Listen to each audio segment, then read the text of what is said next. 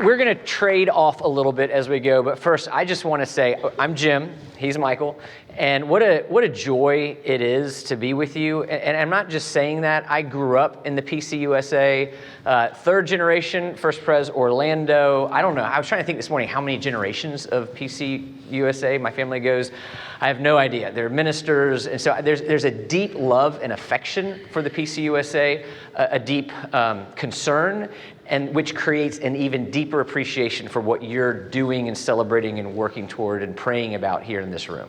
So I really mean that. I think that you'll see more of that as we go, as we talk. And so what we want to do in our next two sessions, kind of forecasting, I want to talk about how we got here in terms of this project, and then we're going to go into deep data mode. Some of you are data people. Some of you are just tell me what to do people. And we hope that wherever you are, you'll get a little bit of what you like and maybe a little bit of what you don't, but that's the nature of a project like this. Then we'll get more practical in the end of this session, and the next session we're going to go more historical, how we got here, and then we're going to get very practical. So that's kind of where we're going. In terms of how we got here, we never thought this was going to become a book. It really was a project of cultural exegesis, just trying to learn the city that we minister in. So I grew up in Orlando. Mike grew up in Orlando. I moved around the world for about 15 years, came back to Orlando in 2018 as the senior pastor. Mike was the executive pastor. And we're just kind of looking at the city. And I'm looking at it with different eyes. How many of you are from Central Florida? I know most of you aren't, but I'm curious. Live in Central Florida. Okay. So it had changed a lot. And so we're both trying to look at this city and understand it.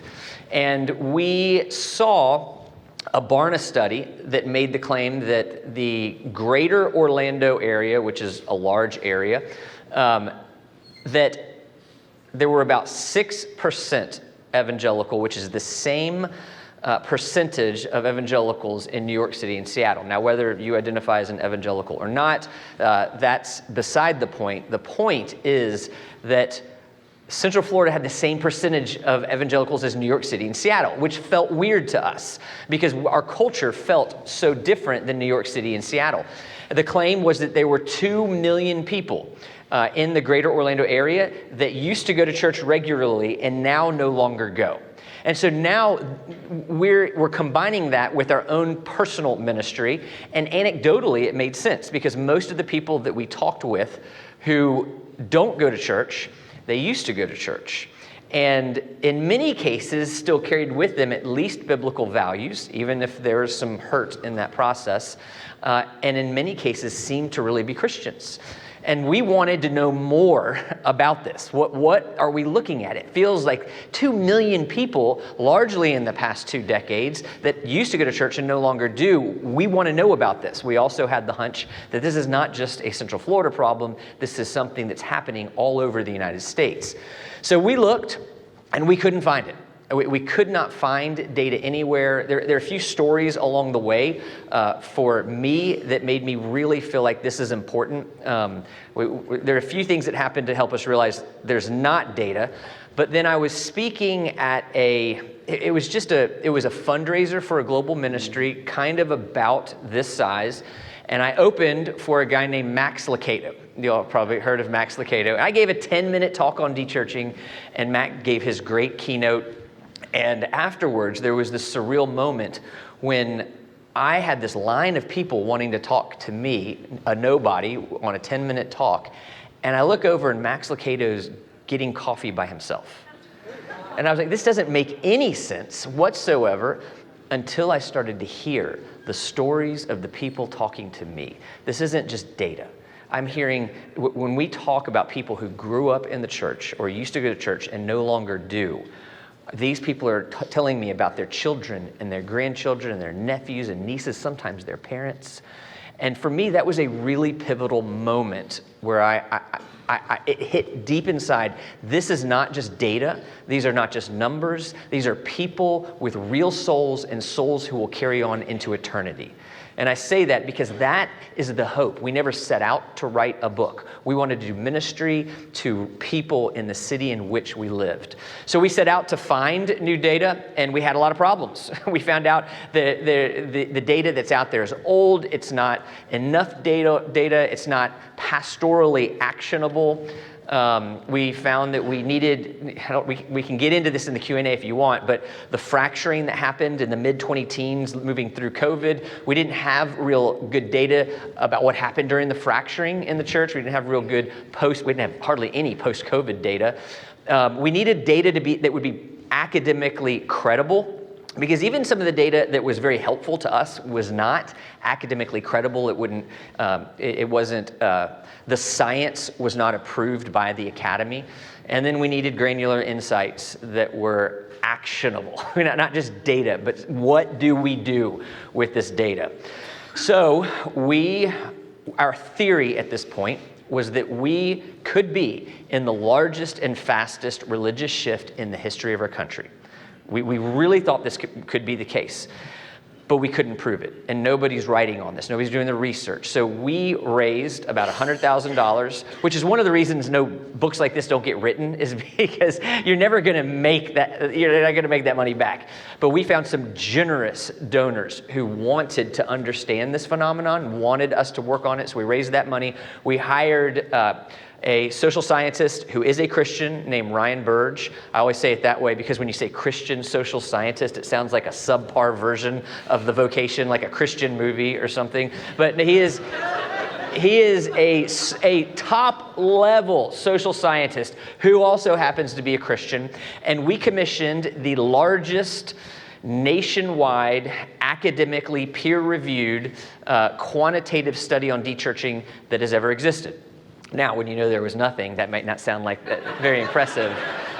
But it hit all the measurements that we wanted it to hit to be able to be helpful in the ways that we wanted to be helped in our own ministry, which was our goal. Still, no book on the radar. And so we did 3 successive studies, over 7,000 participants, 600 data points. Mike and Ryan are more the academic guys. As the information came back, I felt like I'm looking at The Matrix, and they're all getting excited about it. But I think it was good that it had to pass through me before anybody else, because that's how it makes sense. So you're welcome. It was a great team. And so we did that. And we, in fact, proved definitively we're currently in the largest and fastest religious shift in the history of our country. As you've already heard, in terms of numbers, about 40 million people have left the church in the last 25 years. I'm going to make a case in a minute that could be a lot bigger. In terms of numbers, again, larger than the first and second Great Awakening and all the Billy Graham crusades combined. In terms of percentage, because some people are like, well, this is a bigger country now. In terms of percentage, the previous largest shift was the 25 years post-Civil War. Our shift is 25% times greater than that, going the opposite direction in terms of a percentage. So however you want to quantify it, we are in the largest and fastest religious shift in the history of our country. The way we defined a de-church person was an adult American who used to go to church. Oh, by the way, I didn't say this. We're going to give you this slide deck if that saves you pictures. So it's all coming to you. Sorry, I should have said that. Someone who used to go to church on a monthly basis who now goes less than 1 time per year. So why is that important? Because how many of you have people who come to your church Easter? Or maybe Christmas Eve? Maybe they're Creasters and do both. They're not de-churched according to our study. We wanted to be responsible and conservative in the way that we did this, and so that we could make an argument what we're looking at is actually 50, 60 million. So there's that. In terms of when this happened, you can see, well, most of this has happened in the past 25 years. You can see in the 1990s, I don't know if this has a laser pointer.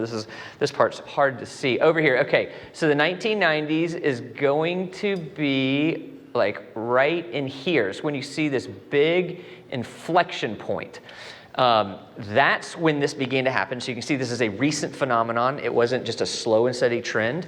We're going to come back to why. In terms of where we stand as a country, Again, you probably have some trouble seeing this. I'll do this side this time. This is a graph of the relationship between the economic development of a country and its religiosity. Long study. That we understand countries that are less economically developed. Oh, I hit the wrong button. Sorry. Countries that are less economically developed up here tend to be very religious. So you have Ethiopia, Senegal, Bangladesh, countries who are highly economically developed.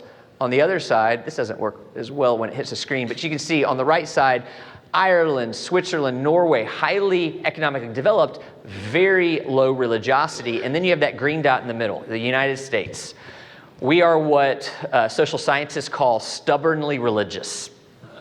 So if the return, humanly speaking, regression to the mean is a thing, then we have a lot more de-churching that could happen in this country. Now, we're not here to scare anybody, but like we heard in the beginning, the truth is our friend, so that's how we're going to look at this. In terms of size, the 40 million, about 20 million together came from mainline and Roman Catholic churches. That kind of de-churching looks very similar, and you'll hear about that. About 15 million from evangelical churches and about 5 million from what we would call non-Orthodox houses of worship, Jehovah's Witness, Mormons, things like that. Why was the 90s so important?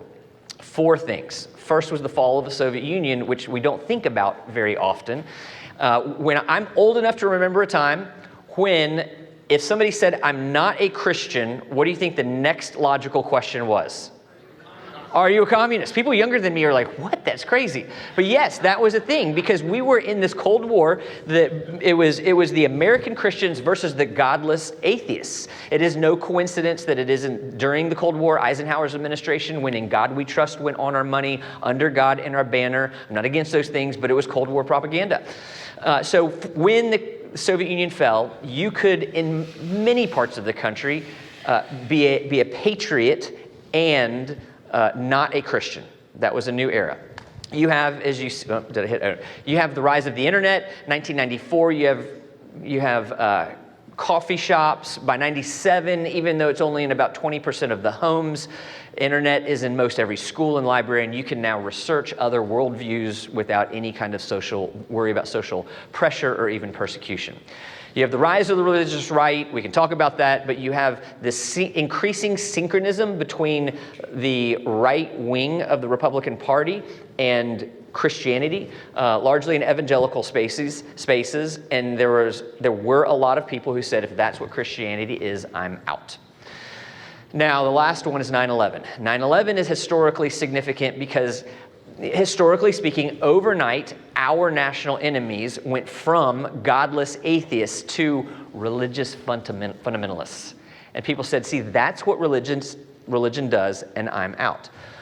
Now, we would argue that the lion's share of people who were leaving during this time were doing so. We would make an argument, we're not looking at Christians necessarily, but these 4 reasons gave people who knew they were not Christians but felt pressure to be in a church the opportunity to leave, the lion's share of them. Largely, we're seeing mainline and Roman Catholic de-churching at this point in time. So that brings us to today. Why are people leaving? What are the main reasons? And there are 2 kind of old stories. If your information diet is more to the left, you're going to hear that it's the church's fault. It's racism, misogyny, church scandal, church abuse, Christian nationalism. That's why people are leaving, because they're fed up with all this junk going on in the church. If your information diet is more to the right, you're going to hear that people are leaving because of the culture. It's the culture that's the problem. Secular progressivism, the sexual revolution, radical individuality, things like that. You're going to hear it's the culture's problem. What's interesting is you could put all those stories together and still not have as many people who are leaving the church as you do for the number one reason. So both of those stories, they're right in that those things do happen, but they're wrong in that they actually don't communicate the lion's share of de-churching in the United States. The lion's share of the de-churching happens for very boring reasons. So I know some people who read the book. Do you know the number one reason for de-churching in the United States? I moved. I moved is the number one reason. And we started to see this. So at a very high level, we began to look at these 40 million, and 30 million of the 40 million are what we call casually dechurched. They moved for they left the church for very pedestrian reasons. I moved, some sort of family change, became a single parent, attendance became inconvenient for some reason. They didn't leave with pain points. They didn't leave intentionally. They just sort of fell off over time. That's 3/4 of the dechurching that we're seeing in the United States. Now, the other quarter is important to look at. They do have pain points, and we don't want to minimize this in any way. We just want to know who we're looking at.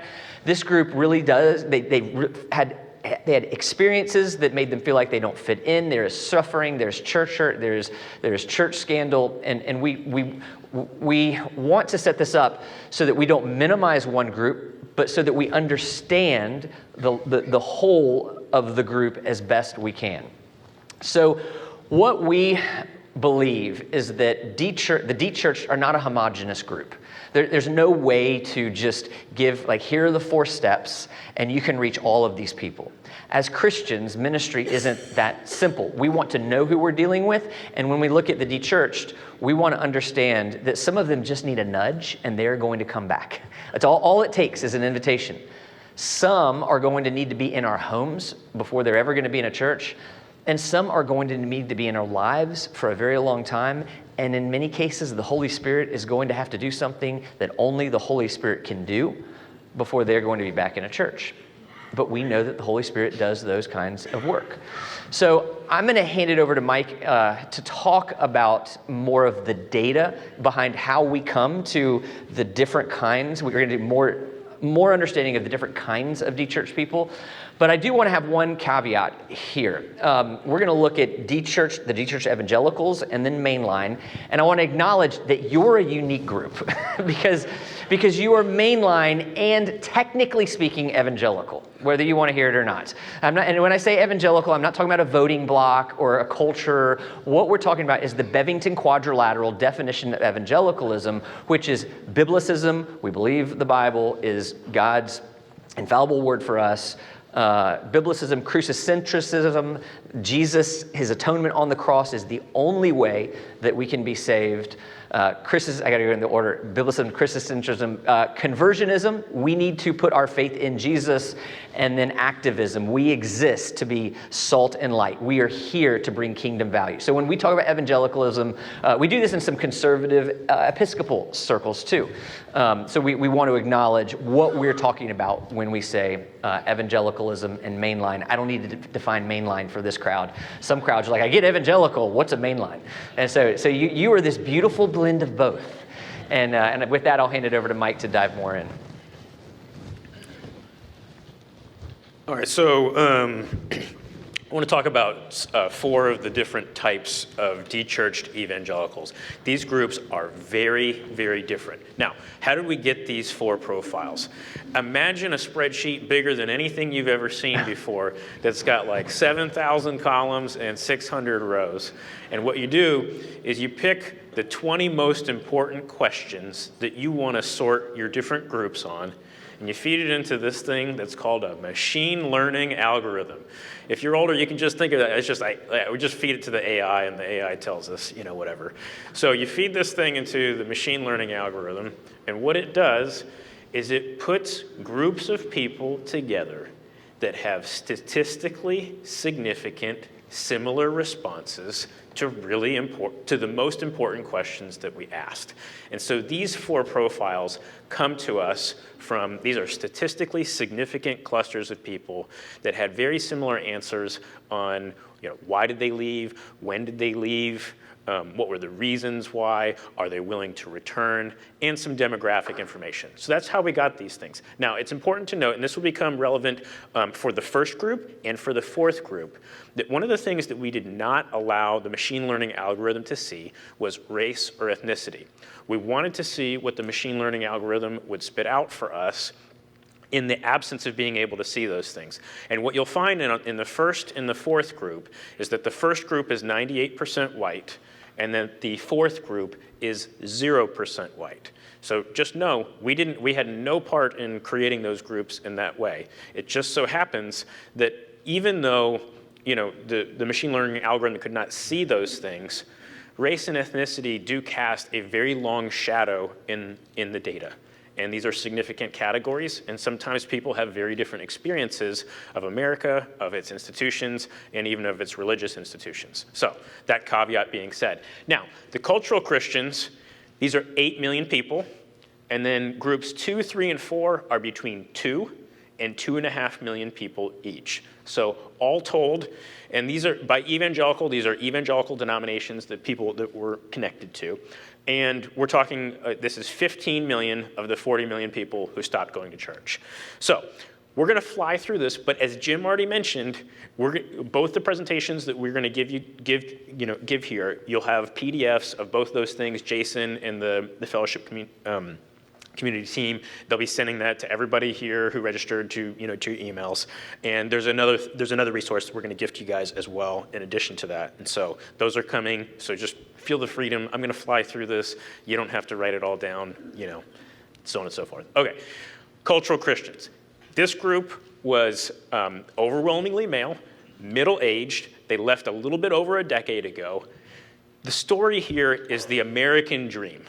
The American dream is working, for this person, and the kinds of things that got them out of the habit of, going to church are those kinds of things. Check this out. Only 1% of this group says Jesus was the Son of God, okay? 1%. So these are not people who are today regenerate, okay? Can't be a follower of Jesus and, not affirm the, the Trinity and, the atonement, these kinds of things. And so this group of people is really interesting. Now, what's interesting about this group is over half of them today are willing to return to a church similar to what they left.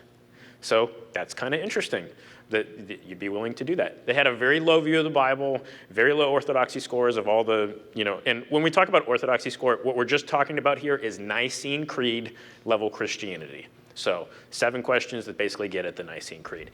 This group was center-left politically, but they were not sensitive racially. This is the least racially sensitive group. Why did they leave? It's a mixture of casual reasons, and there's some reasons from this group that don't really fit any of the other groups. So this first page here is largely things that are casual reasons, and then there's some things like related to gender, sexuality, and clergy scandal there in the mix. But by and large, this group of people is largely casually de-churched, and the things that got them out of the habit are things, kind of related to the American dream. Now, why would they be willing to return? What you'll see from the 8 reasons that are here, 6 of these 8 reasons, they are relational, okay? Relational. And what you're going to see is a common refrain among all 4 of these profiles, as well as the mainline profile, is that relationships are really, really important, and how we relate to people and how they experience us is really, really important. So you're going to hear that refrain over and over again. The other 2 things that you're going to see is people are looking for healthy relationships, healthy pastors, and healthy churches, okay? And you know what? That's great news for all of us. See, those 2 older stories that were there, like it's the culture or it's the church's fault of why all these things are happening.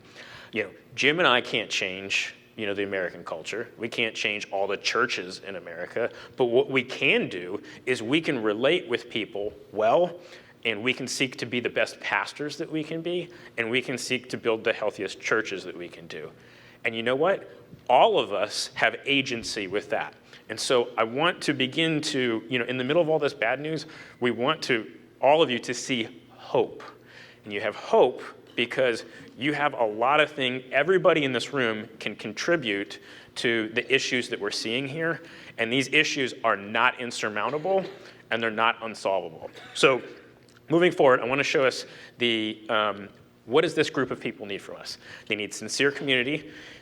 Oddly enough, their mental health was really bad, even though the American dream was kind of working for them. We'll hear more about that in the second talk. And then, obviously, we need sound doctrine and spiritual formation. You can't have 1% of the people, saying that Jesus is the Son of God and, Clearly didn't get that. And then they need better engagement in the 18 to 39-year-old time frame. Okay, second profile, the mainstream de-churched evangelicals. Okay, this group is the lowest hanging fruit of all the profiles you're gonna see. 100% of this group of people are willing to return to a church today. Here's how you know that you found one of these people. It's a really simple question that you can ask. So you know how like when you're talking to people, there's sometimes you get the vibe that like, oh, this person has a little bit of a church background before. Some of the language they use, they might say blessed or whatever. You kind of catch up, you catch some of those context clues. Okay, so you're having this conversation, maybe it's at a sports sideline or the cul-de-sac at the end of the day with a neighbor, and you're like, and this is one of my favorite questions for people because it's really non-threatening. You ready? Are you a person of faith? That's a really easy question to ask because it's non-threatening, okay? It's not religion specific, and it's fine if, it's perfectly fine if somebody, and if somebody's like spiritual but not religious, they're gonna start telling you a lot of things. Oftentimes they'll offer up things about their, kind of their spiritual or religious history or church history that ends up being really, really helpful or important. So let's say you're having that conversation. Are you a person of faith? And let's say that person said, yeah, I was a member at, such and such, church. And and you kind of follow up with like, oh yeah, tell me more about that. And then they say, I haven't been since COVID, or I haven't been since Tommy was doing travel baseball, or I haven't been since blank. That's when when you hear the like that's the Holy Spirit groaning in them of like knowing that they need to be back in church. And that's the moment that you know that they are in this particular profile. Okay, so check this out. This profile is wild. Okay, it's more female than male, same average age, okay? This is the only profile that COVID had a substantive impact on, because every other profile, these people had already left. These are the only people who have left recently, okay? Still overwhelmingly white at 91% white. Average income, average education. But look at this, 98% Jesus is the Son of God. 86% orthodoxy score. Highest view of the Bible. All three of those scores are higher than people who still go to an evangelical church, okay? This is the low-hanging fruit, okay? Now, Jim already told you the 3 levels of need. Number 1, what was it? Nudge. Number 2, basically dinner table. And then number 3, years and decades of our friendship, okay? So that first one, nudge, those are people who are ready to come into the front door of a church today. That's these people. These are all nudge people. From Jim and my anecdotal experience, every time we hear you just basically immediately invite those people to church. And it doesn't have to be anything complicated of like, hey, I don't know if you're interested in going back to that church, but I love my local church, and I think you might like it too. Would you be interested in coming with me this Sunday? And maybe we can go grab lunch, at your favorite barbecue place, after church, and tell me about your experience. It doesn't have to be any more complicated than that. Whether it's a text message, a water cooler moment, a conversation at the cul-de-sac at the end of the day, like these folks they just need a nudge from us, okay? So the dinner table is kind of where the first profile and the fourth profile are at. And the way I think about that is people who need hospitality from us, these people aren't ready for the front door of the church, but they are ready for the side door. They're ready to experience the kind of front porch, so to speak, of Christian community without going all the way into the temple, so to speak.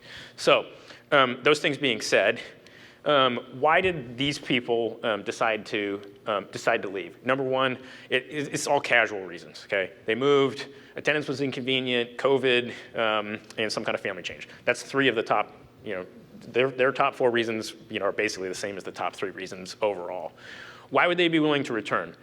Okay, what you're gonna see from these 8 things is they're looking for good relationships, healthy church, healthy pastor. Not rocket science. So what do they need from us? They need a nudge from us who are still at church. They need us to kind of poke at the fact they need us to challenge their distance from God and the distance from the church body. And they are looking for churches that take doctrine and ethics seriously. And so that's something that's important for us. And like the first one, we just need to engage this group of people better in the 18 to 39-year-old age range.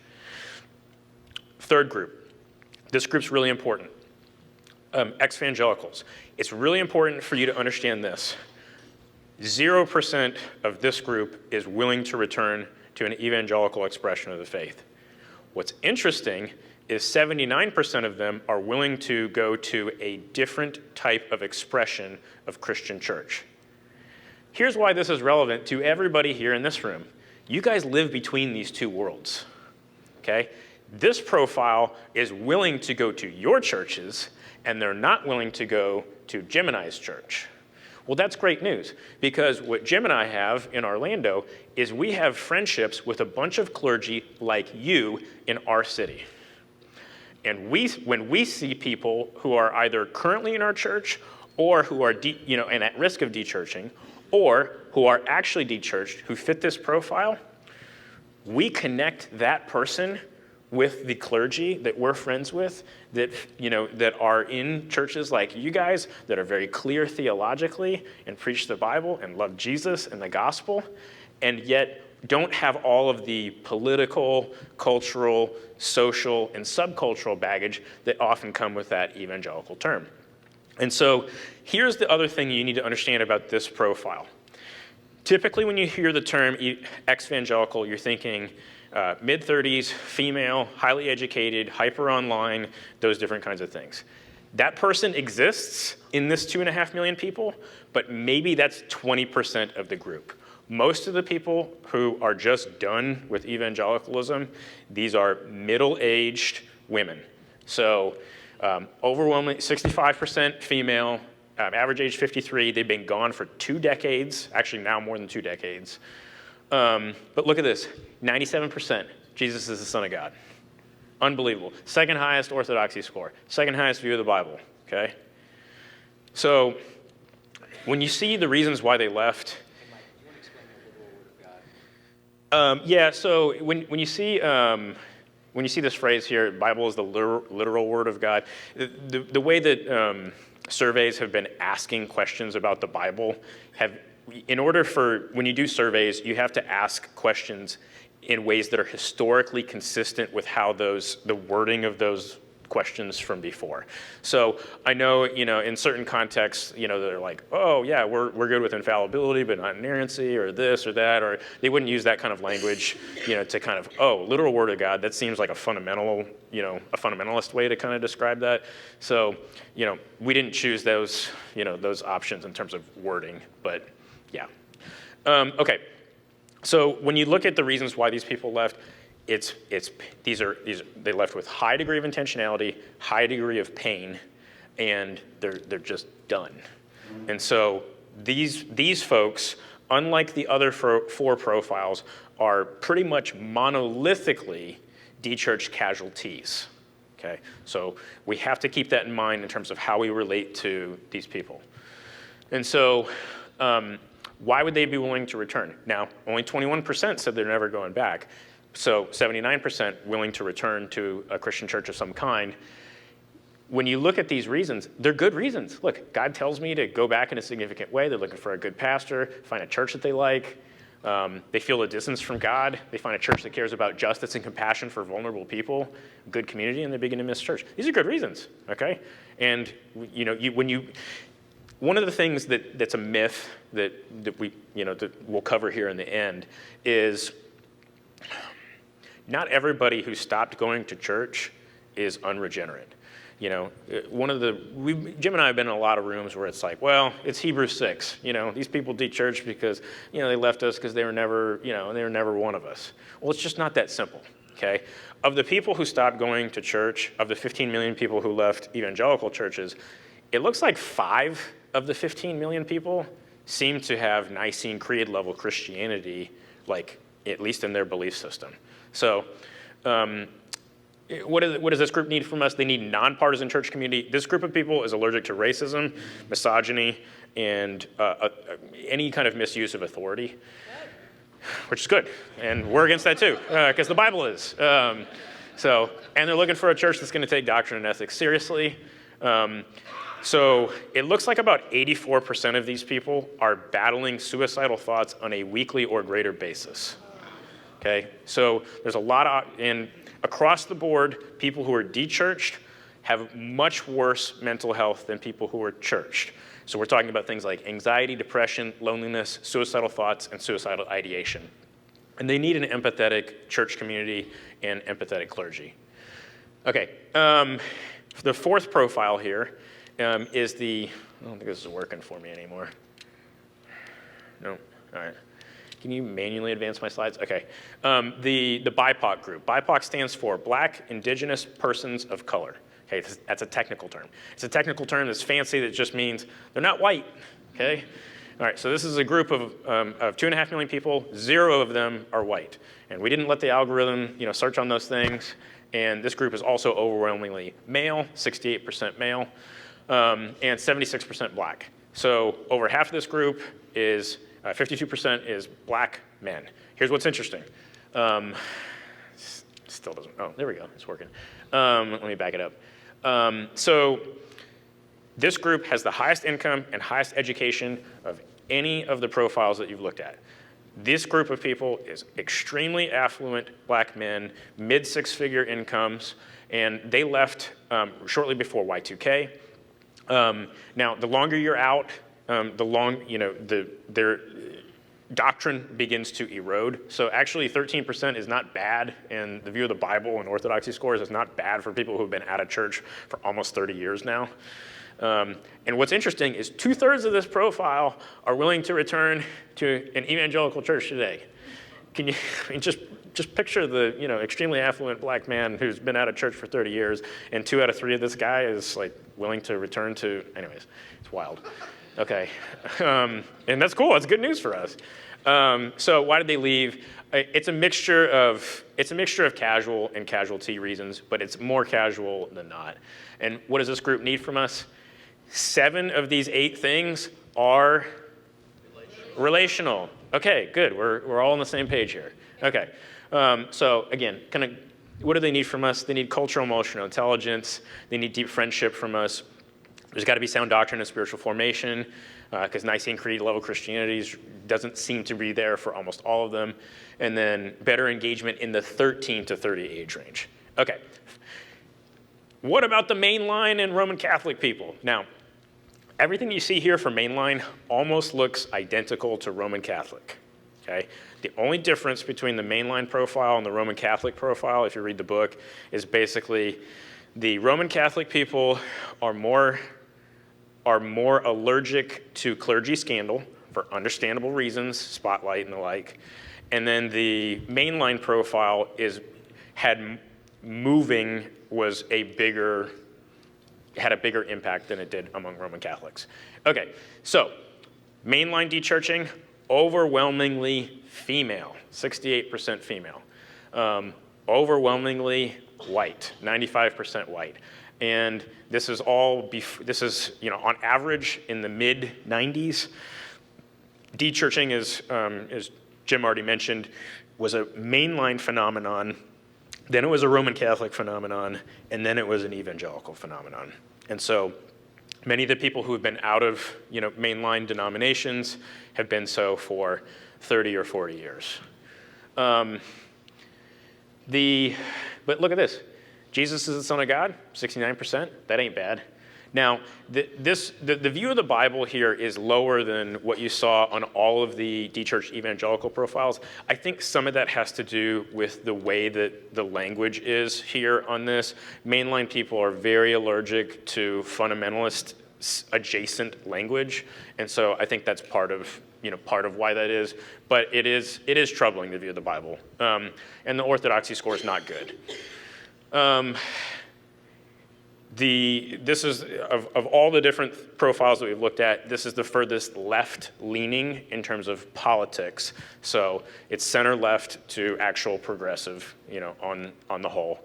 And this group is extremely, there's a lot of similarities between this profile and the evangelical profile of heavy allergicness towards racism, misogyny, Christian nationalism, political syncretism, racism, these kinds of things. Okay, and so when you look at the reasons why mainline folks stopped going, a lot of it is casual, okay? I moved, had other priorities for time and money, but you also see some pain points too. I didn't fit within the congregation. I disagree with the politics of the congregation. This group was in particularly very concerned with the religious right that Jim mentioned about the 1990s. And there were some other things too, of family, doubting God's existence, not experience much love within the congregation, and inconvenience of attendance. What does this group need from us? They need to be experiencing churches that are going to do word and deed together. So doctrine and ethics is important. It's also important that we be avoiding racism, misogyny, and partisan politics. But in addition, we've got to be theologically clear and sound. We've got to be clear on the gospel. And there's got to be a higher regard for the Bible. We can't assume the Bible. We can't assume the gospel for this particular profile as well. Okay, so I'm going to hand it back over to Jim. Jim's going to cover 8 myths that we have. In 6 myths in 6 minutes. So when we have Q&A, we can come back to some of these. But these are important myths that we want to debunk. And the first is this: people leave because of a negative experience in the church. Some do, but the lion's share, that's not why they left. Myth number 2, people leave because of secular university. We have definitively proven that the more education a Christian has, the more likely they are to continue going to church. Now, we're not against Christian education, Christian higher education. We're just saying that secular education is not this boogeyman taking our children away from us. Number 3, people leave the church because they left the faith. We've already seen looks like about 8 million evangelicals, de-churched evangelicals, and about 8 million mainline are still Christian and willing to come back. So just because they left the church does not mean that they are not Christian. Number 4, people are leaving primarily on the secular left. Especially in evangelical circles, you get this feeling it's the Democrats who are leaving, and that may have been true in the 90s and early 2000s. Now the secular right is de-churching at twice the pace of the secular left, fully catching up, and I think we're going to soon see them surpass the number of people who have de-churched from the left. This is important. It's changing a lot of things in the church. You don't have as many Republicans and Democrats sitting next to each other in the pews as you did in the 90s. But you also see it changing the political landscape because, and I'm not trying to get too political, but I don't think I'll be in trouble here. Imagine the Republican Party in the late 90s, early 2000s, still reeling from Bill Clinton's moral indiscretions, nominating Donald Trump. Probably wouldn't have happened. But the landscape is changing, and you can attribute much of that to what you're seeing. I'm not pro or con anybody on this stage. I'm just saying things are changing. Number 5, people aren't willing to come back. Millions, as you heard Mike say, are willing to come back today. Millions of them are. Our job is to figure out who am I talking to here. Number 6, America's peak religiosity was around the time of our founding. You hear that?